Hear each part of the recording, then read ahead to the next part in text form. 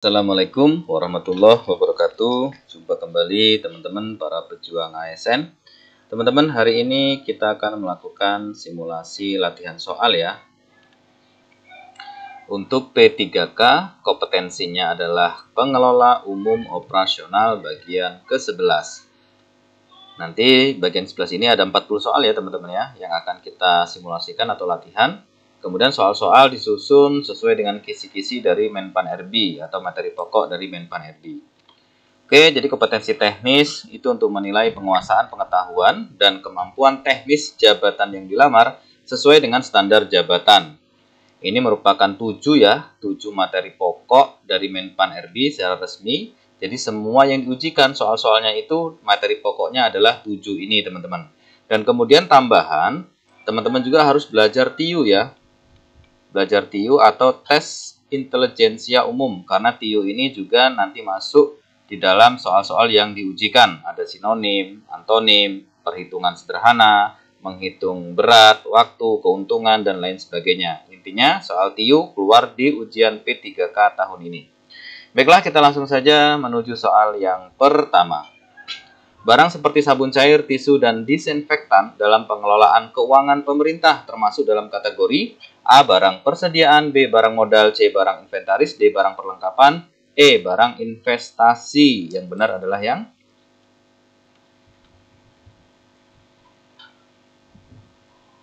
kita lihat jawaban yang benar itu adalah yang A teman-teman ya.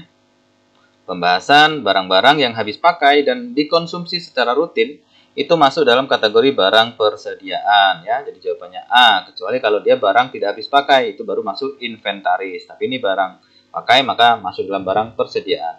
Selanjutnya penyusunan usulan. Kebutuhan perlengkapan kebersihan harus berorientasi pada A. Keamanan jenis dengan instansi lain, B. Kebutuhan aktual dan kapasitas penggunaan, C. Standar kebersihan internasional, D. Jumlah maksimal anggaran tersedia, atau E. Kemudahan prosedur pengadaan.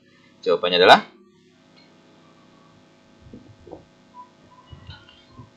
kita langsung jawab. Jawabannya benar adalah yang B. Pembahasan usulan yang baik itu berorientasi ya. Sebentar. Nah, usulan yang baik itu berorientasi pada kebutuhan nyata dan kapasitas penggunaan yang ada di unit kerja. Jadi jawabannya B ya, kebutuhan aktual dan kapasitas penggunaan. Selanjutnya, jika dalam proses pengusulan terdapat perbedaan antara kebutuhan dan anggaran, maka tindakan paling tepat adalah A. Mengusulkan barang dengan harga paling murah, B. Menunda pengusulan sampai anggaran tersedia, C. Melakukan penyesuaian volume dan prioritas kebutuhan, D. Mengajukan revisi anggaran ke bendahara, atau E. Meminta rekomendasi dari petugas kebersihan. Jawabannya adalah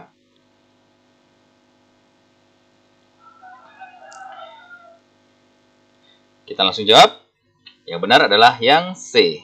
Pembahasan dalam kondisi keterbatasan anggaran, penyesuaian prioritas dan volume barang adalah pendekatan yang disarankan. Jadi jawabannya C ya, melakukan penyesuaian volume dan prioritas kebutuhan. Selanjutnya, perlengkapan kebersihan seperti vacuum cleaner dan mesin polisher lantai termasuk dalam klasifikasi A. Barang habis pakai, B. Barang persediaan, C. Barang modal, D. Barang investasi, atau E. Barang konsumsi. Jawabannya adalah ya benar, jawabannya adalah yang C.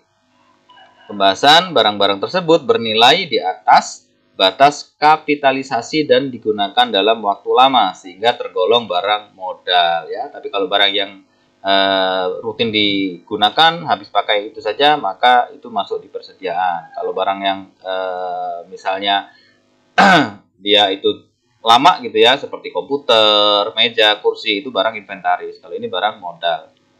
Selanjutnya, alasan utama perlunya review ulang terhadap usulan perlengkapan kebersihan secara berkala adalah A. Untuk mengurangi anggaran pengadaan, B. Untuk menyesuaikan dengan arahan auditor, C. Untuk mempercepat proses pengadaan, D. Untuk mengganti barang ke merek tertentu, atau E. Memastikan kesesuaian dengan kondisi aktual. Jawabannya adalah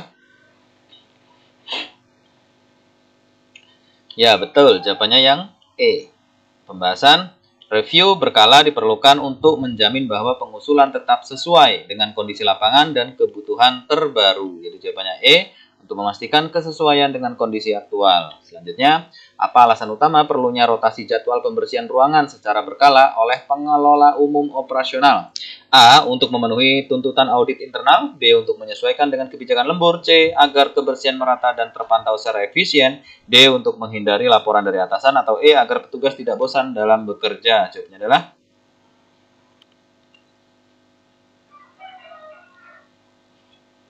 kita lihat jawaban yang benar itu adalah yang C. Pembahasan jadwal pembersihan harus dirotasi secara berkala agar semua area mendapatkan perhatian dan kebersihan tetap terjaga secara menyeluruh. Jadi jawabannya C ya. Agar kebersihan merata dan terpantau secara efisien. Selanjutnya, alat yang paling tepat digunakan untuk membersihkan area pojok yang sulit dijangkau adalah A. Kain microfiber biasa, B. Sapu lidi, C. Vacuum cleaner dengan nozzle sempit, D. Kain pel datar, atau E. Ember dan sikat. Jawabannya adalah ya, jawabannya yang benar adalah yang C. Vacuum cleaner dengan nozzle sempit itu dirancang memang untuk menjangkau area-area kecil dan sulit dijangkau oleh alat biasa. Jawabannya C ya, vacuum cleaner dengan nozzle sempit. Selanjutnya, cairan pembersih kaca yang digunakan oleh pengelola umum operasional sebaiknya A. Tidak meninggalkan residu dan cepat kering, B. Berbahan dasar minyak, C. Mengandung pemutih tinggi, D. Berwarna dan beraroma kuat, atau E. Digunakan bersama spons kasar. Jawabannya adalah ya, kita lihat jawaban yang benar adalah yang A. Pembahasan pembersihan kaca itu harus tidak meninggalkan residu, tidak lengket, dan cepat kering agar tidak menimbulkan bercak atau noda. Sehingga jawaban pas adalah A. Tidak meninggalkan residu dan cepat kering. Selanjutnya, untuk peralatan elektronik yang tidak boleh digunakan dalam proses pembersihan adalah A. Lap microfiber, B. Kuas lembut, C. Alkohol isopropil, D. Air mengalir langsung, atau E. Blower kecil. Jawabannya adalah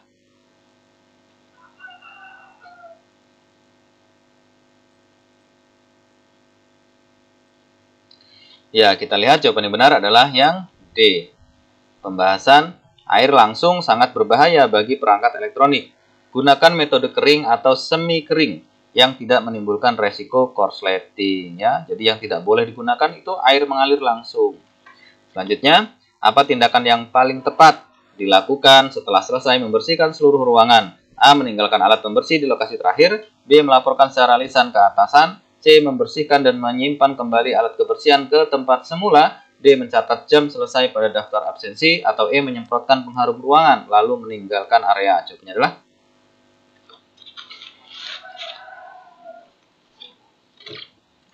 ya, kita lihat jawabannya yang C. Pembahasan setelah pembersihan alat-alat harus dibersihkan dan disimpan kembali. Ini bagian dari prosedur kerja standar operasional. Jadi jawabannya C ya. Membersihkan dan menyimpan kembali alat kebersihan ke tempat semula. Selanjutnya, langkah awal yang paling tepat bagi pengelola umum operasional sebelum menyiapkan ruangan untuk kegiatan resmi adalah A. Membersihkan semua peralatan yang akan digunakan, B. Memeriksa kondisi listrik dan AC, C. Menyusun agenda kegiatan secara lengkap, D. Menyimak surat perintah atau surat tugas kegiatan, E. Memindahkan perabot yang tidak relevan dari ruangan. Jawabannya adalah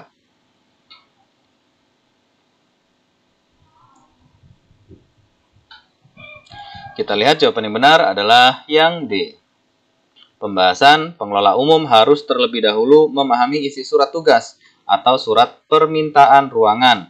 Karena di situ tercantum kebutuhan dan skala kegiatan yang akan dilaksanakan. Jadi C ya, D ya maksudnya. Jadi menyimak surat perintah atau surat tugas kegiatan. Sehingga tidak salah menyiapkan.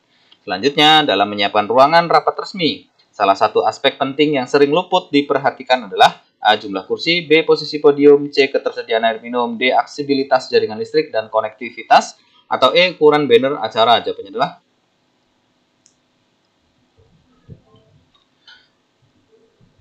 ya, kita lihat jawabannya adalah yang D. Pembahasan banyak kegiatan terganggu karena koneksi listrik atau proyektor yang tidak tersedia atau macet. Aksesibilitas teknis sangat krusial, tetapi sering terabaikan. Jadi D ya. Aksesibilitas jaringan listrik, dan konektivitas. Selanjutnya, pengelola umum operasional ingin menyusun tempat duduk untuk acara resmi berbentuk U-shape. Susunan ini paling tepat digunakan untuk A. Kegiatan pelatihan interaktif, B. Rapat koordinasi antar unit, C. Pertemuan informal staf. D. Upacara bendera. Atau E. Presentasi satu arah dengan banyak peserta. Jawabannya adalah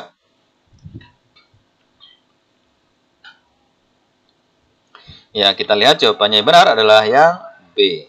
Pembahasan susunan Yosef efektif untuk diskusi dan koordinasi karena memungkinkan interaksi antar peserta dan akses visual ke satu titik pusat. Jadi jawabannya B ya, rapat koordinasi antar unit. Selanjutnya, dalam menyiapkan lapangan untuk kegiatan resmi seperti apel atau upacara, hal pertama yang harus dipastikan adalah A. Kebersihan rumput dan halaman, B. Ketersediaan sound system, C. Penempatan tenda tamu, D. Kondisi cuaca dan rencana cadangan, atau E. Tersedianya kursi peserta. Jawabannya adalah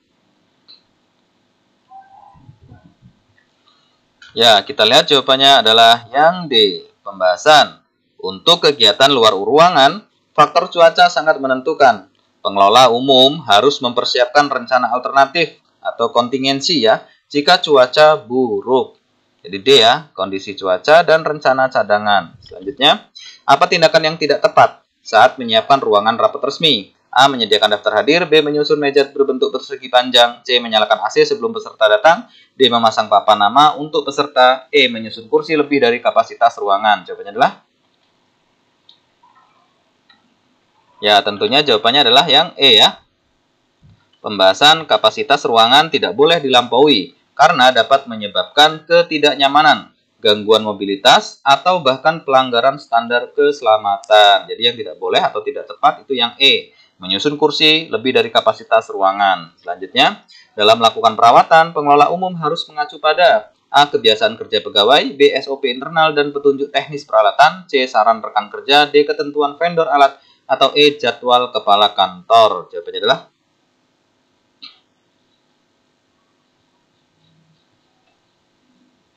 kita lihat jawaban yang benar adalah yang B. Pembahasan perawatan dilakukan sesuai SOP, standar operasional prosedur, dan manual atau petunjuk teknis dari produsen barang. Jadi jawabannya B. SOP internal dan petunjuk teknis peralatan. Selanjutnya, salah satu kesalahan umum dalam merawat barang kantor adalah A. Menjadwalkan pembersihan mingguan, B. Menggunakan lap kering pada perangkat elektronik, C. Menggunakan bahan pembersih tanpa membaca label, D. Melaporkan kerusakan ke pengelola barang, atau E. Melakukan perawatan ringan sendiri. Jawabannya adalah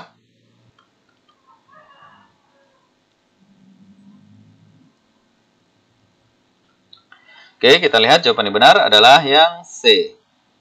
Pembahasan menggunakan bahan tanpa membaca label bisa menyebabkan kerusakan atau reaksi kimia yang berbahaya, terutama pada permukaan yang sensitif. Jadi jawabannya C ya. Menggunakan bahan pembersih tanpa membaca label. Selanjutnya, barang yang tergolong non-elektronik tetapi tetap memerlukan perawatan rutin adalah A. AC, B. Scanner, C. Meja dan lemari, D. UPS, atau E. Laptop. Jawabannya adalah ya, tentu jawabannya adalah yang C.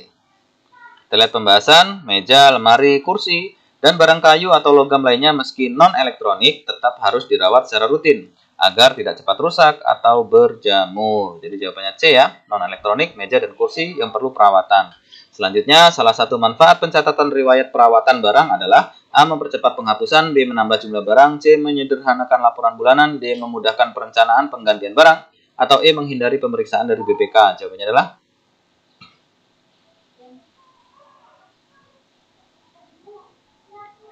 ya, kita lihat jawabannya adalah yang D.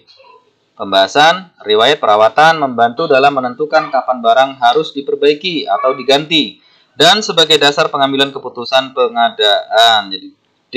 Memudahkan perencanaan penggantian barang. Selanjutnya, pengelola umum melakukan pengecekan AC dan mendapati suara berisik serta angin tidak dingin. Tindakan paling tepat adalah A. Mematikan AC dan membiarkannya, B. Membongkar unit AC sendiri, C. Mencatat kerusakan dan menghubungi teknisi resmi, D. Mengganti AC dengan kipas angin, atau E. Menyemprot AC dengan cairan serbaguna. Jawabannya adalah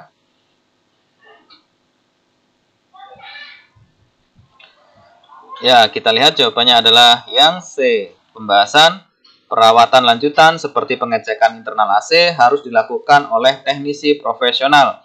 Tugas pengelola umum adalah mencatat dan melaporkan untuk ditindaklanjuti secara resmi. Jadi jawabannya C ya, mencatat kerusakan tersebut, kemudian menghubungi teknisi resmi. Selanjutnya, pelumas engsel dan rel laci pada lemari termasuk jenis perawatan? A. Korektif, B. Darurat, C. Reaktif, D. Preventif, atau E. Kompleks? Jawabannya adalah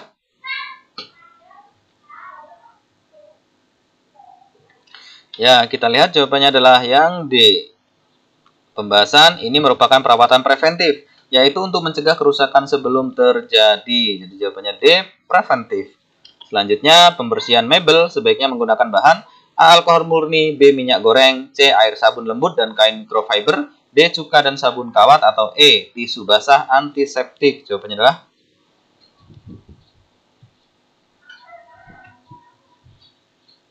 kita lihat jawabannya adalah yang C. Pembahasan air sabun lembut dan kain microfiber efektif membersihkan tanpa merusak permukaan mebel, terutama kayu dan laminasi. Jadi jawabannya C ya, air sabun lembut dan kain microfiber. Selanjutnya, jika ditemukan meja kerja yang permukaannya mulai mengelupas, tindakan paling tepat adalah A. Langsung mengganti meja, B. Menutup dengan taplak kain, C. Melaporkan untuk dilakukan perbaikan ringan, D. Mewarnai dengan spidol, atau E. Membiarkannya selama masih bisa dipakai. Jawabannya adalah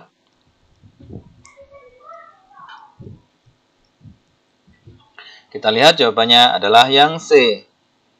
Pembahasan permukaan mengelupas bisa ditangani dengan perbaikan ringan seperti pelapisan ulang atau pengecatan spot area. Jadi bisa C ya, melaporkan untuk dilakukan perbaikan ringan. Selanjutnya, dalam kondisi mebel mengalami kerusakan ringan, siapa yang bertanggung jawab untuk tindakan awal? A. Kepala kantor, B. Staf pengguna mebel, C. Pengelola umum operasional, D. Teknisi bangunan, atau E. Bagian keuangan. Jawabannya adalah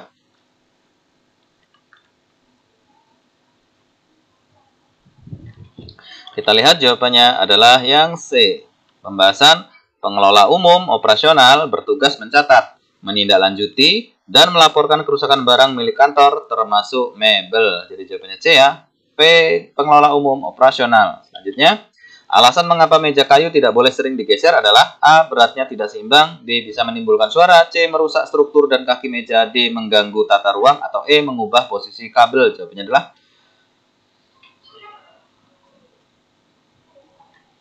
ya, kita lihat jawabannya adalah yang C. Pembahasan meja kayu jika sering digeser akan merusak kaki dan struktur sambungannya apabila jika tidak diangkat dengan benar. Jadi jawabannya yang C. Merusak struktur dan kaki meja. Selanjutnya, saat menyajikan minuman kepada pejabat tamu, pengelola umum sebaiknya A. Menghidangkan dari sisi kiri, B. Bertanya ingin manis atau tidak, C. Mengucapkan salam dan menyajikan dari sisi kanan, D. Meletakkan di tengah meja, atau E. Meminta tamu mengambil sendiri. Jawabannya adalah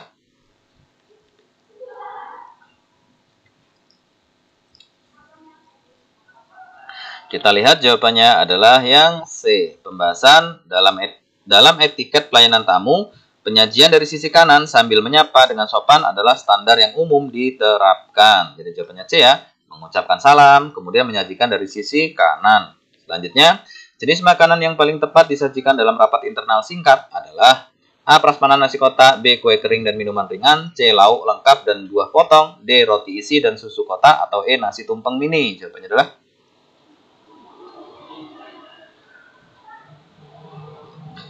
kita lihat jawabannya adalah yang B. Pembahasan untuk rapat singkat, makanan ringan seperti kue kering dan minuman ringan lebih praktis dan efisien tanpa mengganggu jalannya rapat. Jadi B ya teman-teman, kue kering dan minuman ringan. Selanjutnya, apa tindakan terbaik bila tamu mengeluhkan suhu minuman yang disajikan terlalu dingin? A. Mengganti dengan minuman lain, B. Minta maaf dan menjelaskan standar, C. Menambahkan air panas sedikit, D. Menghidangkan ulang sesuai permintaan, atau E. Menyarankan tamu membawa sendiri. Jawabannya adalah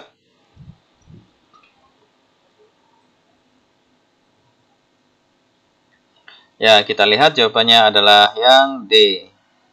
Pembahasan dalam pelayanan, penyesuaian atas permintaan tamu merupakan bentuk pelayanan prima selama tidak bertentangan dengan ketentuan kantor. Jadi jawabannya D ya, menghidangkan ulang sesuai permintaan.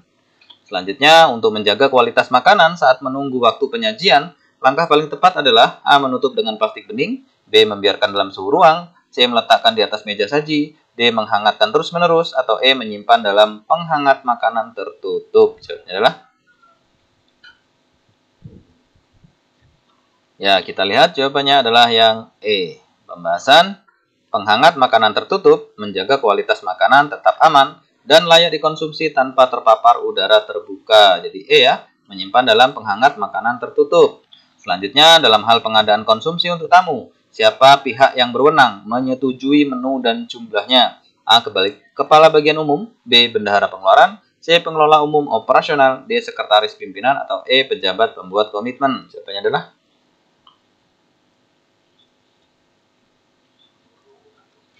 kita lihat jawabannya adalah yang A.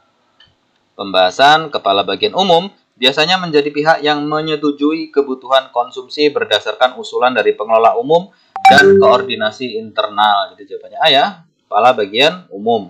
Selanjutnya, pengelola umum harus menyimpan bukti pengiriman untuk keperluan A. Dokumentasi pribadi, B. Audit dan pelaporan, C. Penggantian rugi, D. Promosi jabatan, atau E. Inventaris aset. Jawabannya adalah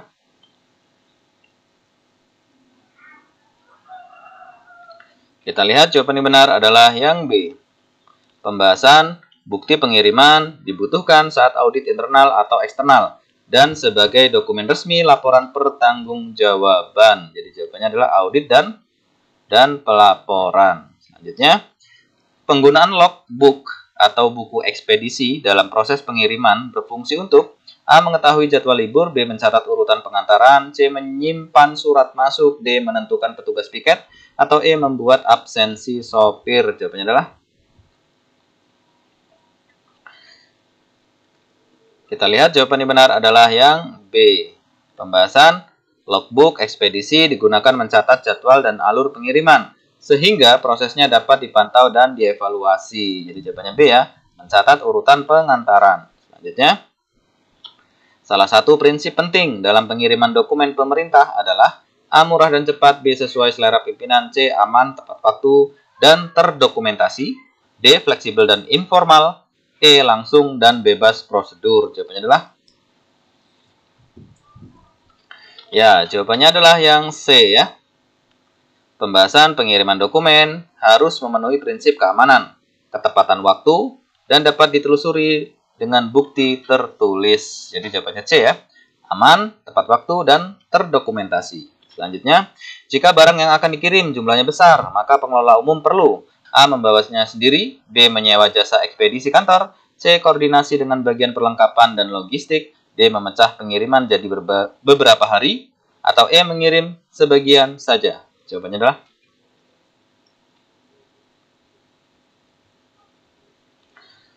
kita lihat jawabannya adalah yang C. Pembahasan untuk pengiriman barang besar perlu ada koordinasi teknis dan administratif agar pengangkutan dilakukan secara efisien dan aman. Jadi jawabannya C ya, koordinasi dengan bagian perlengkapan dan logistik. Selanjutnya, saat ada dua dokumen penting dikirim ke dua tempat berbeda pada waktu bersamaan, pengelola umum sebaiknya A. Pilih yang lebih dekat dulu, B. Minta rekan kerja membantu pengiriman kedua, C. Tunda salah satunya, D. Kirim lewat email saja, atau E. Kirim dua-duanya secara bersamaan ke satu lokasi. Jawabannya adalah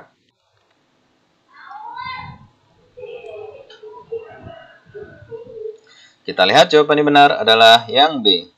Pembahasan dalam kondisi seperti ini, koordinasi dengan rekan kerja untuk membagi tugas adalah solusi terbaik demi efektivitas dan ketepatan waktu. Jadi jawabannya B ya, minta rekan kerja membantu pengiriman kedua. Selanjutnya, sebelum mengirim dokumen kantor ke instansi lain, pengelola umum harus terlebih dahulu A. Mengisi form perjalanan dinas, B. Mencetak arsip cadangan, C. Memastikan alamat tujuan sesuai dan lengkap, D. Menyiapkan map dan stempel, atau E. Melaporkan ke bagian umum. Jawabannya adalah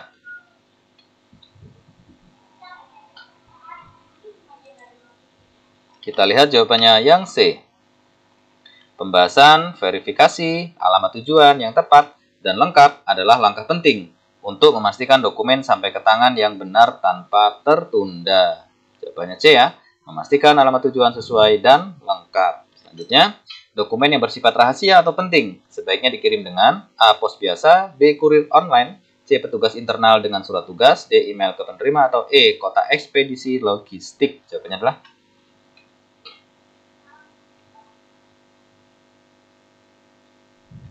kita lihat jawabannya adalah yang C. Pembahasan dokumen penting rahasia sebaiknya dikirim langsung oleh petugas resmi kantor dengan surat tugas untuk menjamin keamanan dan legalitas. Jadi C ya, petugas internal dengan surat tugas. Selanjutnya, pengiriman barang kantor ke alamat luar kota memerlukan A. Kwitansi dan faktur, B. Surat jalan dan berita acara pengiriman, C. Catatan kas kecil, D. Rekomendasi dari bendahara, atau E. Tanda terima stempel basah.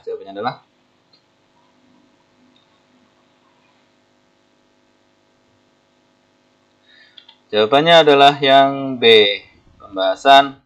Untuk pengiriman antar kota, dokumen wajib seperti surat jalan dan berita acara pengiriman diperlukan untuk keperluan pencatatan dan pertanggungjawaban. Jadi B ya teman-teman, surat jalan dan berita acara pengiriman. Selanjutnya, apa yang harus dilakukan jika saat pengiriman ditemukan bahwa alamat tujuan tidak ditemukan? A. Mengirim ke alamat terdekat, B. Meninggalkan di tempat umum, C. Membawa kembali ke kantor dan melaporkan, D. Menyerahkan ke orang lain tanpa tanda terima, atau E. Mengirim ulang ke alamat asal. Jawabannya adalah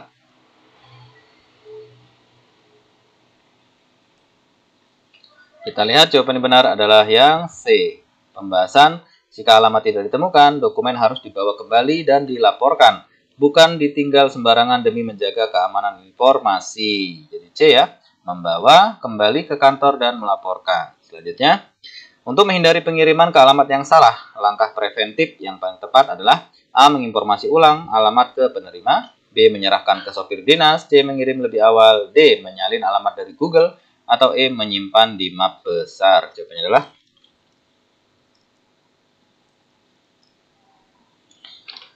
kita lihat jawabannya yang benar adalah yang A. Pembahasan konfirmasi ulang alamat ke penerima atau ke bagian terkait adalah langkah terbaik untuk mencegah kesalahan pengiriman. Jadi jawabannya A teman-teman. Mengkonfirmasi ulang alamat ke penerima.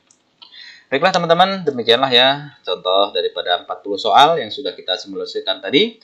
Mudah-mudahan apa yang sudah kita latihan, kita simulasikan hari ini, itu menambah wawasan teman-teman, sehingganya memudahkan teman-teman saat menjawab di ujian nanti. Dan pada akhirnya, hasil yang baik dikarenakan usaha yang baik. Terima kasih, semoga sukses. Sampai jumpa di pembahasan soal selanjutnya. Assalamualaikum warahmatullahi wabarakatuh. Salam.